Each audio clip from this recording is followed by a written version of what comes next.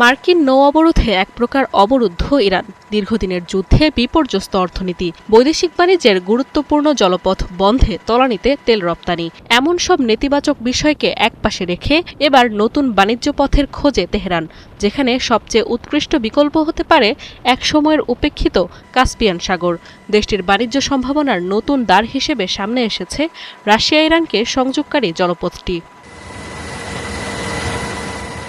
এরই মধ্যে প্রকাশ্য ও গোপন উভয় বাণিজ্যের জন্য সুরক্ষিত এই রাস্তা সচলে 4টি বন্দরে 24 ঘন্টা কাজ করছে ইরান, যেখানে গম, ভুট্টা, পশুখাদ্য, সূর্যমুখী তেল সহ নিত্য প্রয়োজনীয় বহু পণ্য রপ্তানি করছে রাশিয়া। সাধারণত লোহিত সাগর দিয়ে প্রতি বছর 20 লাখ টন গম তেহরানে পাঠায় মস্কো। বিশেষজ্ঞদের মতে সবকিছু ঠিক থাকলে কাস্পিয়ান সাগরে কার্গো চলাচল দ্বিগুণ হতে পারে। এর আগে ইউক্রেন যুদ্ধে মস্কোকে গোলাবারুদ ও শাহেদ ড্রোন দিয়ে সহায়তা করে তেহরান। এবার ইরান যুদ্ধে তারই প্রতিদান দেয় রাশিয়া। সাম্প্রতিক যুদ্ধে ক্ষতিগ্রস্ত ড্রোনের মজুদ পুনরুদ্ধারে সহায়তা করছে মস্কো।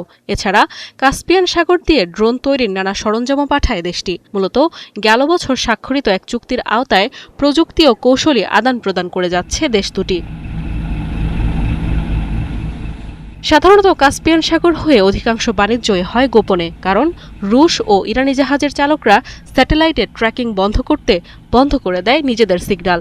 ফলে কঠিন হয় দূর থেকে নজরদারি, যা যুক্তরাষ্ট্রের কাছে ভূরাজনৈতিক ব্ল্যাক হোলের মতো। বিশ্লেষকরা বলছেন, হরমুজের পুরোপুরি বিকল্প না হলেও ইরানকে টিকে থাকতে সহায়তা করতে পারে কাস্পিয়ান সাগর, কারণ জ্বালানি রপ্তানির পুরোটা এই পথে করা সম্ভব নয়। নাদিয়া ইসলাম তুলি, ৭১।